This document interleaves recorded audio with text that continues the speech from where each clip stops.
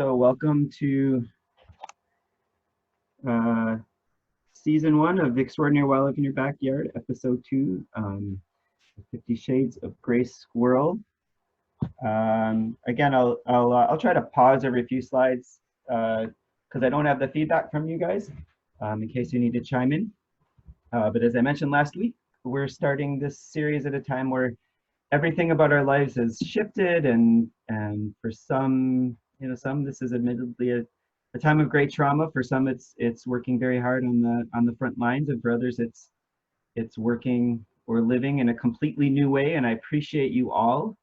And in some ways, I feel more connected to some of you, especially those that I never met. But regardless of your situation, these events present a fantastic opportunity to really get to know the wildlife in your backyard, your neighborhood, outside your window. If you live on the 10th floor, what's in the sky? If you live in the basement, what's in the dirt? Whatever your situation, whether you know it or not, you are surrounded by amazing wildlife. And just another reminder is that I'm telling this story through the lens of Western scientists who produce most of the information that is readily available for research, but the story could also be told from many other perspectives. All right. So let's see. I need to be able to advance the slide. Oh, there we go. Okay. So if you watched the season premiere on House Sparrows last week, which is available to watch on the UEC In My Backyard website, I started with a quick introduction of the classification system started by Carolinensis, and my suggestion that we all learn Latin names of our local wildlife because it opens up just many other doors into history, art, etymology, sociology, and other disciplines. And so we're going to move through the system once again with our new species, the eastern gray squirrel. First of all, in putting this together, I realized that I personally am just as likely to spell the word gray, G-R-A-Y, with an A or with an E. And I never really knew which one was right. So that was actually the first thing I wanted to find out in putting this together. And if my sources are accurate, it's an old world, new world kind of thing. Back across the pond in England, the most common spelling is G-R-E-Y, but in the United States, the most common spelling is G-R-A-Y. So in a lot of the literature from American sources, you'll see it spelled with an A, and in British or other Commonwealth sources, you'll see it spelled with an E. So then I was able to move on. Like the house sparrow, the gray squirrel belongs to the kingdom Animalia, and the phylum is once again Chordata, and I go into those groups a little bit more in the house sparrow episode. But from here we take a split. The birds are in the class Aves, but the squirrels are solidly in the class Mammalia, represented by 4 major characteristics. First, we have mammary glands. Second, excuse me, we have an area of the brain called the neocortex, which allows for higher order functions like sensory perception, cognition, and language. Third is the presence of fur or hair, and fourth is that we have 3 bones in our inner ear. So go mammals. The largest group of mammals is the order Rodentia, which makes up 40% of all mammal species in the world, and are characterized by a single pair of continuously growing incisors in the upper and lower jaw, which are kept at bay by all of the roughage that they eat, the food, the chewing process. The next grouping is family, and the squirrels are members of the family Sciuridae, which also includes chipmunks and some other animals you may be familiar with, like the woodchuck, the groundhog, the whistle pig, thank you Glenna Holstein, and the Canada marmot. All right, so now we're going to get back to the binomial nomenclature system and refer to the squirrel by its Latin name, Sciurus carolinensis. And remember that those 2 taxa are always italicized. When referring to a specific organism, the genus is capitalized and the species is not. Sciurus, the genus, comes from the combination of two Greek words, skia or tail, and aura or shadow. Please excuse my potential mispronunciations here. So literally this word means sitting in the shadow of the tail, which I think is just a very quite poetic description of this bushy-tailed critter. Who wouldn't like to sit in the shadow of their own tail? The species is carolinensis, which, like many species, is named for the first place in which a specimen was described by Western scientists. So like the Cape May warbler or the Savannah sparrow. And this specimen was found in the Carolinas, where it is extremely common by Western scientists. And incidentally, there is a Western gray squirrel along the coasts of California, Oregon, and Washington. All right, so there are over 200 species of squirrels worldwide, and in Wisconsin we have 5. In addition to the eastern gray squirrel, there is the fox squirrel, which is in the same genus as the gray squirrel. It's quite a bit larger, and also one of the better ways to tell it apart from the gray squirrels is that it has a reddish underbelly, and as opposed to the whiter underbelly of our eastern gray squirrel. The eastern red squirrel, which is a smaller, chattier cousin to the gray squirrel with a bold white eye ring, and which is associated more with pine forests, although like we just heard, we're seeing them increasingly more in the city. It's just kind of fun to see them. And then there are the 2 flying squirrels, the northern and the southern flying squirrels, which I cannot tell apart personally. And yes, they are squirrels, but they decidedly do not fly. Okay, looking at the vitals, the gray squirrel is about 10 inches long without the tail. 10 inches is a little harder to come up with something that's 10 inches. So I started measuring things around my house, and my French press is about 10 inches long. You haven't seen my French press, so I don't know if that's going to be very helpful, but it also has a roughly 8-inch tail, which is about the size of an unsharpened number 2 pencil. And at 18 ounces, the best I could come up with is that the gray squirrel is slightly heavier than a basketball and slightly lighter than a football. Males and females look the same. They're sexually monomorphic. One is not much bigger than the other, so you really can't tell unless you start to look at behavior. But one interesting thing is that their fur, we call them gray squirrels, but their fur is really a combination of kind of black, reddish brown, and white. And because the white is at the tip of the fur, it's really more of a gray illusion than having actual gray color. So I don't know, gray squirrel rolls off the tongue a little bit better than the eastern squirrel with a grayish illusion to it. So and so a lot of wildlife biologists will confess that it's oftentimes easier to study the telltale signs of a species sometimes than the actual species, depending particularly how rare it is. And for example, a wolf biologist may go months without actually seeing wolves, but it's easier to find and study the signs of wolves, like scat in the upper left-hand corner, or RLUs, also known as raised leg urinations. And similarly, a squirrel biologist looks for something called an HIG, also known as holes in garbage. Seriously, remember we're talking about urban wildlife, and I've lived in some neighborhoods where every single garbage can on the street or in the alley had an HIG. Of course, there are also some less traditional signs to look for, like footprints.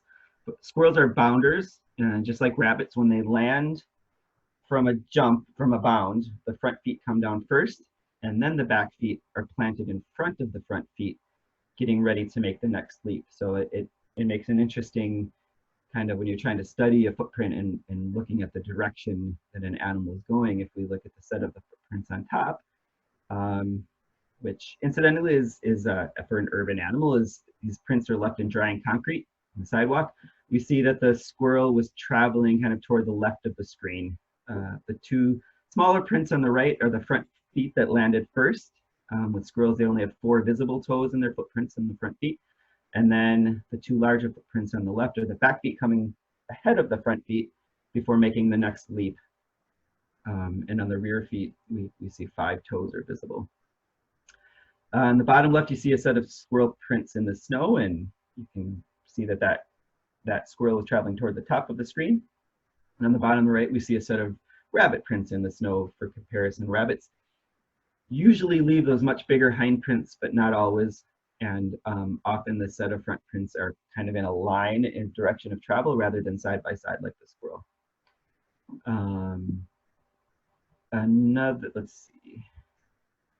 Another telltale sign of a squirrel is scat. You don't really see squirrel cat very often, but squirrel scat very often. But here it's side by side with rabbit scat for a comparison. Squirrel on the left, rabbit on the right. Now, because rabbits are strictly vegetarian, another kind of important thing to know is that rabbit poop is pretty harmless. Those of you with pet rabbits probably don't even think twice about picking up rabbit scat with your bare hands. But because squirrels are omnivorous, you probably wouldn't want to pick up their poop. Omnivorous and carnivorous scat tends to be a little bit more disease laden. And to be sure, I'm not advocating anybody pick up any form of wildlife scat with your bare hands, but a wise man in Alaska once told me that you could probably eat elk scat and be fine. But you didn't hear that from me. Some scat are worse than others. That was Willie Caritas, if anybody's wants to blame him. All right, so this is a picture of a gray squirrel at my alma mater, Macalester College. And on the campus there, almost all of the gray squirrels are black. And this local population is comprised of melanistic squirrels, which means they have an increase in the dark pigment melanin in their hair.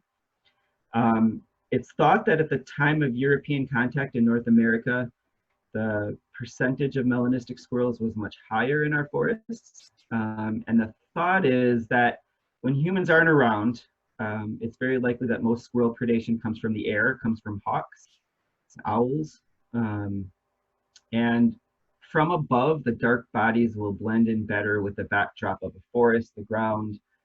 And so it's a little bit harder. The thought is that for hawks to pick up the black squirrels. But we introduced a new predator in the form of ourselves with guns. And squirrels had been hunted before Europeans came, but I think we upped the game a little bit. And from our vantage point, it's thought that black squirrels are just much easier to pick out against the backdrop of the sky. So there's some evidence that human hunting is the cause for the major decline in the percentage of these melanistic squirrels. You do still see pockets of black populations of squirrels, and again, they're usually in cities where hunting isn't allowed, except by hawks. And they're also more common the farther north you travel. You can imagine that the color black absorbs more sunlight and provides advantage in harsh northern winters with low levels of sunlight. The black absorbs the heat better. It's like we tend to wear more dark clothes in winter when we want to warm up ourselves, and lighter clothes in the summer. And like the house sparrow, the squirrels also follow the pattern of Bergman's rule, and that the farther north you go, the bigger the squirrels get, because large body size retains heat more efficiently.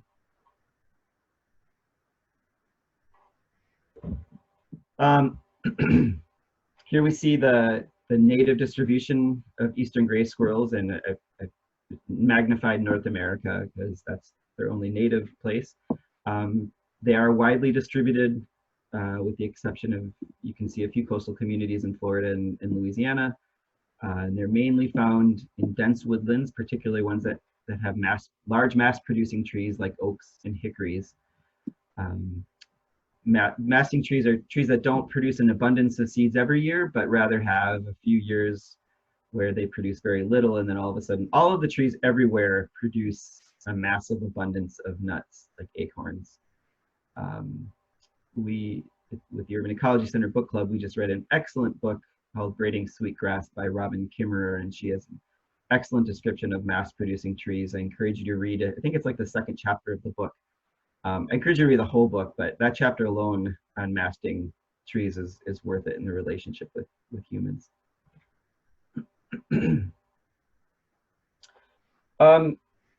Squirrels have a pretty complex set of vocal communications.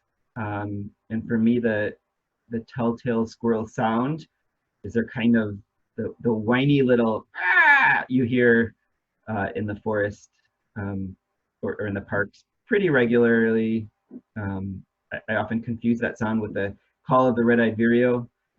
But scientists who study squirrel communication call that a quah, which are different from cucks and moans. You can look those up. These three types of calls are given in combination with each other and with flicking of the tail.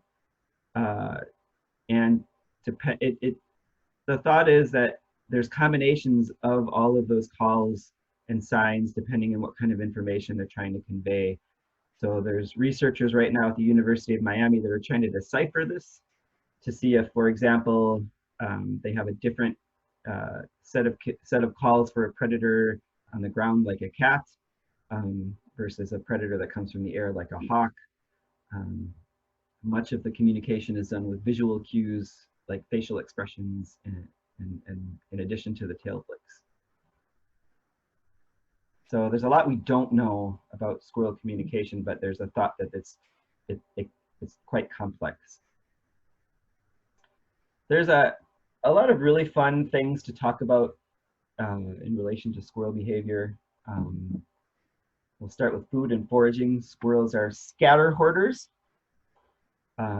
meaning they will cache or hide many, many nuts in the forms of acorns, hickories, walnuts, pecans, and others to save for future use. The future could be a few hours from when they hide it, or it could be a few months from when they hide it. The most common, oh, go ahead. We have a question going a little bit back, but someone asked, does the dark gray squirrel's color put them at a disadvantage for predation during the winter as they stand out against the snow? That's an excellent question. And I haven't seen any evidence or research on that.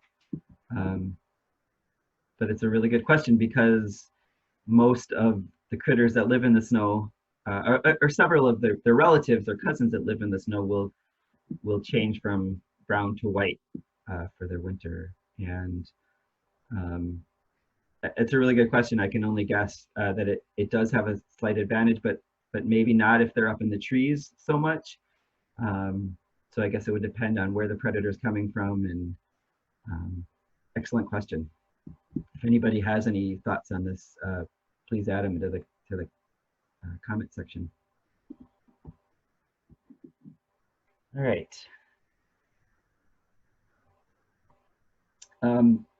So hiding nuts, the most common place to hide nuts is in the ground, but they will also hide them in nooks and crannies in trees, particularly older trees with cavities. In a single season, a squirrel can hide thousands of nuts, and it depends on what kind of nuts are available. If they're masting, they're not regularly producing these nuts. And sometimes the irregular pattern of the masting trees will have an impact of squirrels. When there's a lot of nuts available, the squirrel population will go up, but then that also means the predator population will soon also go up. And then in low years, the squirrel population will go down, and that can often cause the predator population to go down. And a lot of that depends on how specialized the predator and prey are. So some of the really good studies look at things like owls and lemmings that are in the north, or wolves and moose on islands in Lake Superior.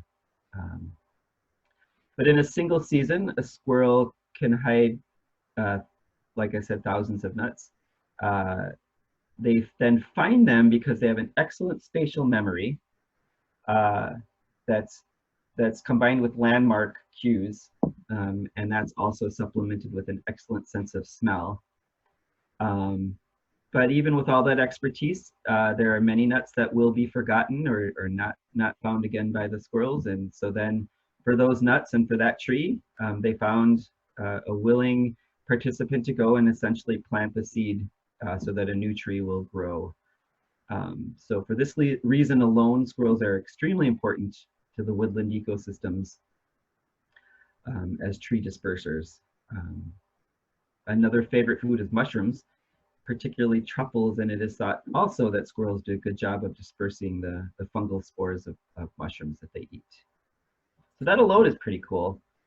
But then it gets, oh, go ahead. There's a question from the audience where someone said, it seems like as in season, like just summer, question mark.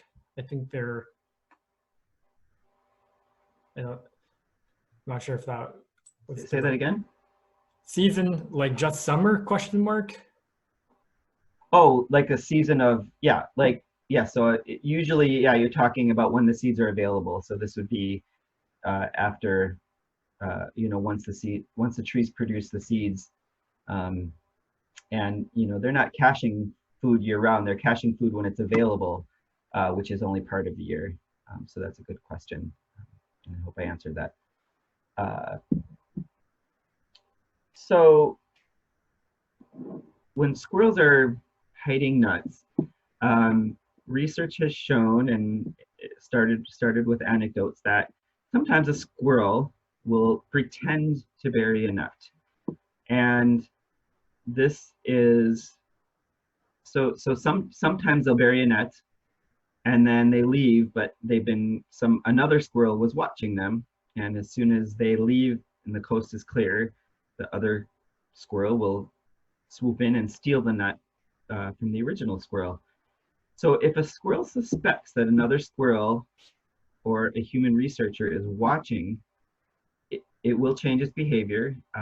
Sometimes it will just start hiding behind cover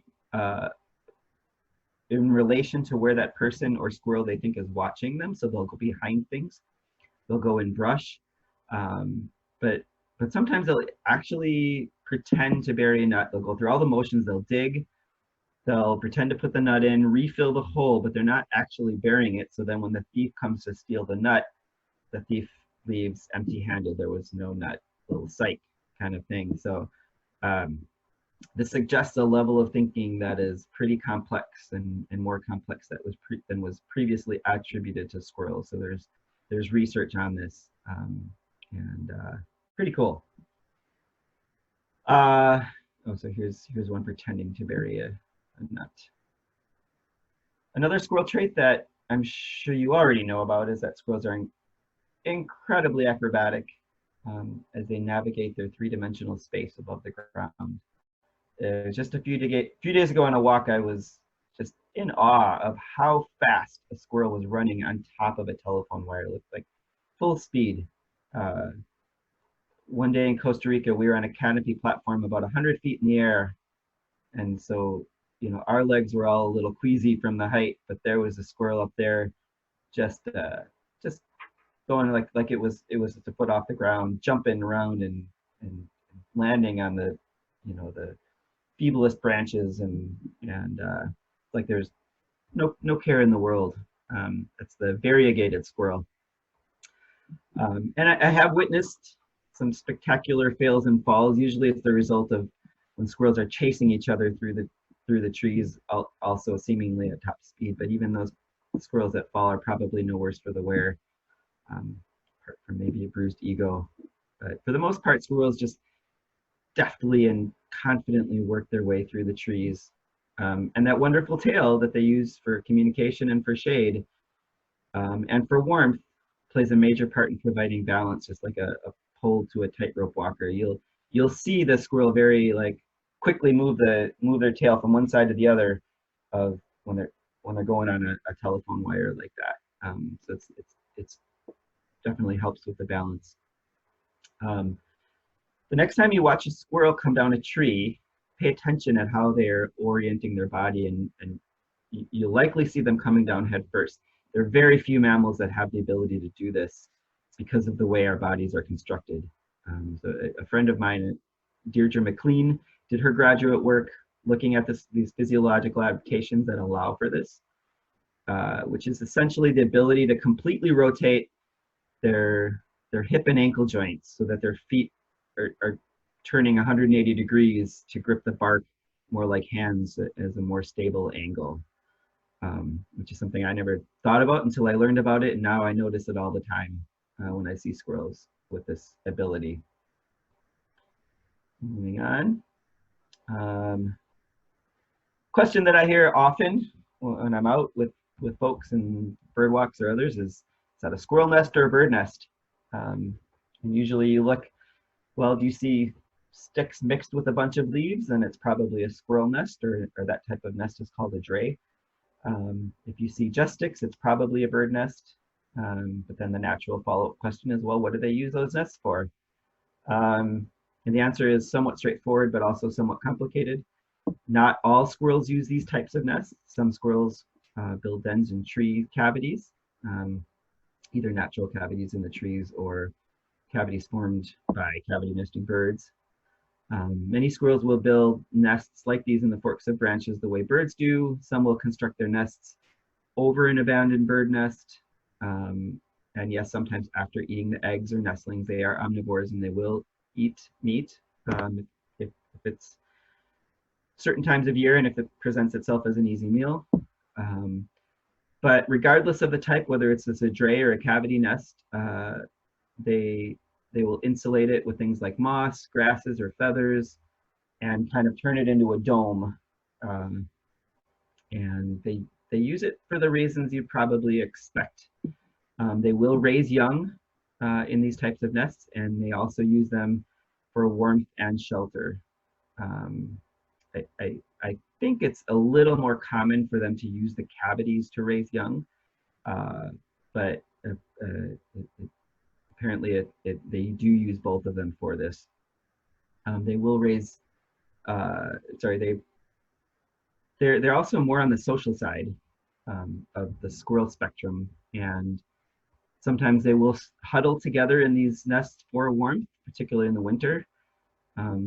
Since they don't hibernate like chipmunks do.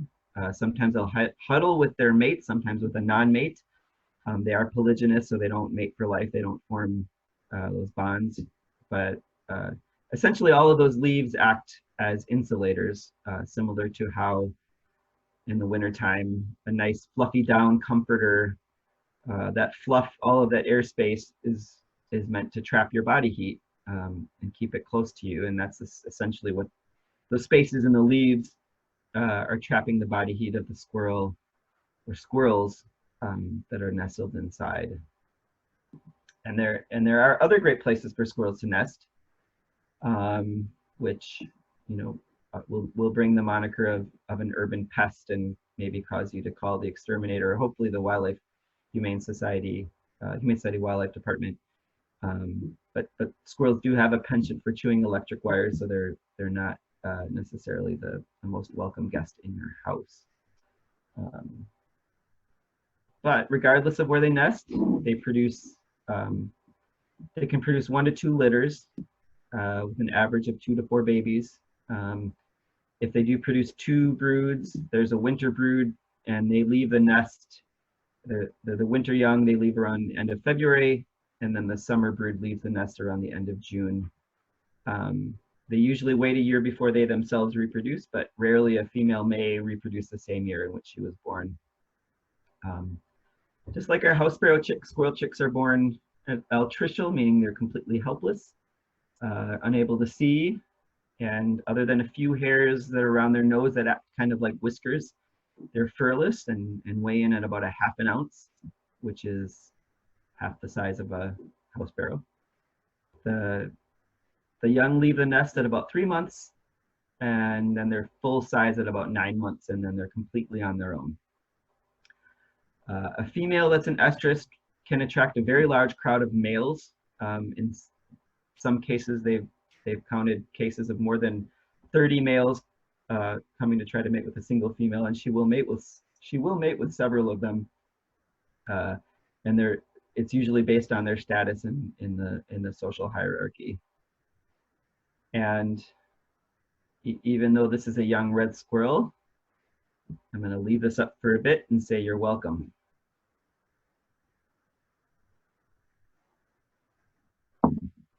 All right. The best time to watch for squirrels is after sunrise and before sunset, when they're most active, although urban squirrels tend to be more active at more times of the day, but this makes them a crepuscular organism, which is a good and important vocabulary term for any ecologist, meaning they're active, mostly active in around sunrise and sunset, dawn and dusk. This likely benefits, there's several benefits to this. They're avoiding activity during the hottest time of day in the summer, but they're also laying low when the diurnal and nocturnal predators are most active. And as incredibly adaptive as these animals are, they're also a commonly targeted prey item. As I mentioned earlier, in places where humans are not prevalent, most predation comes from the sky in form of hawks, and this selective pressure led to some interesting physiological adaptations.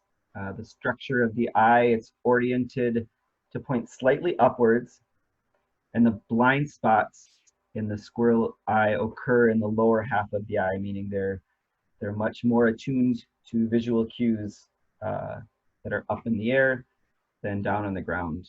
Again, because most of the predation does come from the sky in squirrels. There are other dangers out there for squirrels. You hear me a lot mentioning the importance of keeping your cats indoors, both for their own safety, but also because there's a huge amount of bird mortality. But outdoor cats also do a pretty big number on mammals as well. There is anecdotal evidence of a squirrel that was found in the stomach of a supposedly very largemouth bass. But the mortality rate of a newborn squirrel in its first year is slightly better than 50%. So not the best odds for that first year, but once you make it past that first year, the chance of surviving goes up to about 70% per year until you hit the old age of 8 for a squirrel, and then the survival rate starts to plummet again. A good long life for a wild squirrel, it's about 6 to 12 years. In captivity, they've reached about 20 years. Squirrels were hunted by native people, and they also were and continue to be hunted today, mostly by the descendants of the European colonists. I looked up the squirrel hunting season in Wisconsin runs from middle of September to the end of January. And in Mississippi, squirrel hunting is a $13 million industry with 2.5 million squirrels harvested every year. I've never tried squirrel. I've heard the meat's tough, but I've also heard it's delicious. So like the house sparrows sometimes, and because of, they do well in urban areas. In Ohio, an early law actually required property owners to turn in a quota of squirrel heads with their taxes because they were considered agricultural pests, just like the house sparrows. And also, like the house sparrows, the eastern gray squirrel is an invasive species, but unlike the sparrow, it's invasive in parts of Europe and native here. There are several times when the gray squirrel was introduced to other parts of the world, starting in 1876 in England, in 1911 in Ireland, and in 1948 in Italy. Models predict that the gray squirrel will spread throughout continental Europe in about 20 to 40 years, mainly because there are few native predators to squirrels in Europe. There's few native parasites. Gray squirrels tend to have a competitive edge over the native red squirrel, and they also pass diseases on to the native red squirrel. They've also been introduced to South America, to the western part of the United States, and Australia, and only Australia, South Africa, not South America. And Australia has been successful in culling the invasion, so they have been extirpated from Australia. But this map is pretty cool. It shows the places where, gray squirrels and red squirrels are they fill a very similar niche in a forest. And you will expect that gray squirrels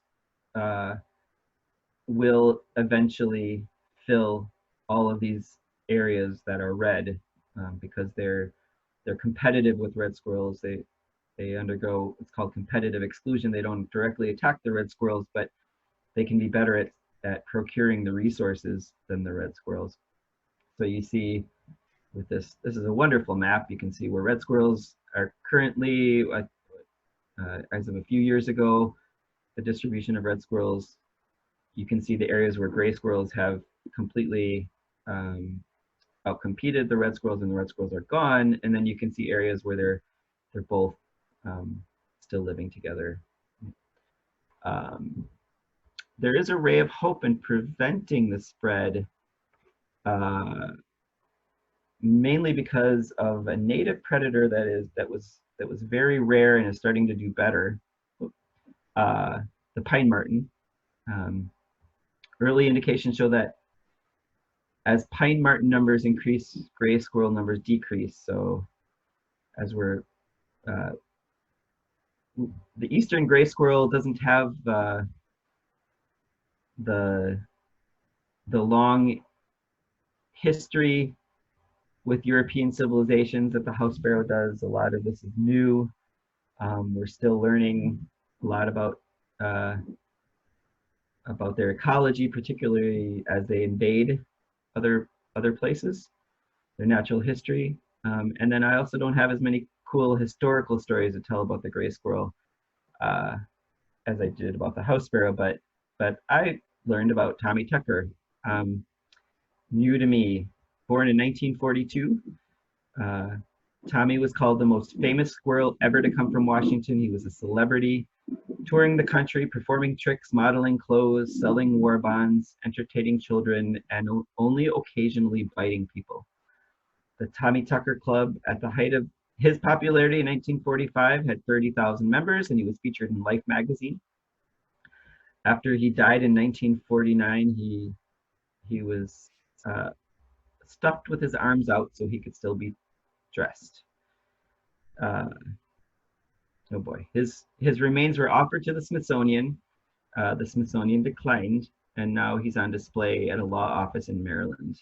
However, the National Museum of American History does hold a collection of articles, papers, and photographs in their archives. Okay, so as we wrap up the stories of the gray squirrel, you may be noticing that something doesn't feel quite complete, because if you feed birds, you probably have devices on your bird feeders to deter squirrels. Because if there's one thing that squirrels are really, really good at, it's getting to bird feeders to eat birdseed. And even when they're not successful, they show a tenacity like no other animal in the world to get those seeds. So, of course, we've designed many squirrel deterrents into our bird feeders, but in more cases than not, the squirrels figured out a way to outsmart us. So I'm excited to share with you. I'm gonna try this a couple of short videos. Let's see if this works. The first one is courtesy of America's Funniest Home Videos, and there's one squirrel device that it's like a spinning squirrel guard, and you may have seen this, but here's a little compilation.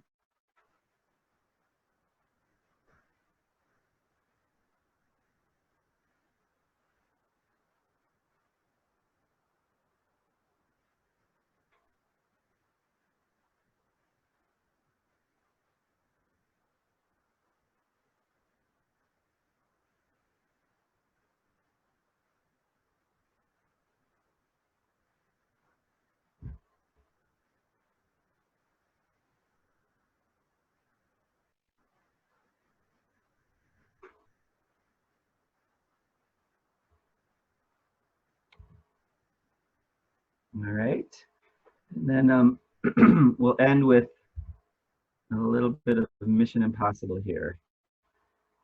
So sit back and enjoy this one as well.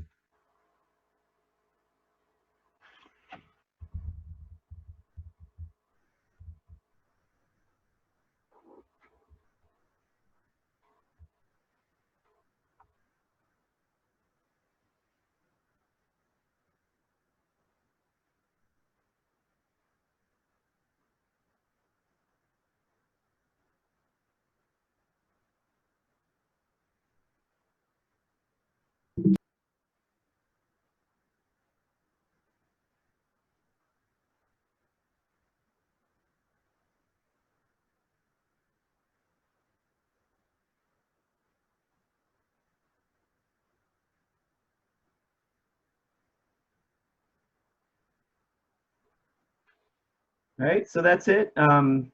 Again, I invite you all to take a closer look at some of these more common critters in your neighborhood. I hope you learned a few things today, and I hope we're piquing your interest just a bit more because in addition to these weekly episodes, we'll soon be inviting you to participate in some research in your backyard, and we're reminding everybody that you live in or near these small urban field stations, like your backyards, and the research that we do can contribute to science in a meaningful way. So thank you for spending some time with me this morning, and I invite you all to stick around for Ethan's session on eBird, and we probably do have a few minutes for questions if people have them. Otherwise, we'll just refill your coffee, and thanks for joining.